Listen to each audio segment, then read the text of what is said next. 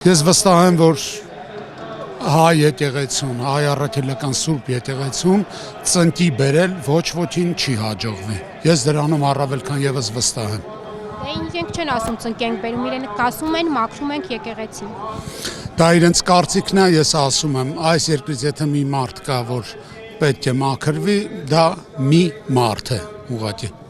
Տեսեք, նաև իշխանության կողմից մեղադրանք եղավ, որ երկար ժամանակ իրենց են մեղադրում եկեղեցու ներքին գործերին խառնվելու մեջ, երեք որ բոլոր քաղաքական ուժերը հայտարարեցին, որ այսօր գալու են եպիսկոպոսների հայտարարությունից հետո վեհապարին պաշտպանելու, հիմա ասեցին դուք եք միջամտում, այսինքն մյուս քաղաքական ուժերն են միջամտում եկեղեցու գործերին։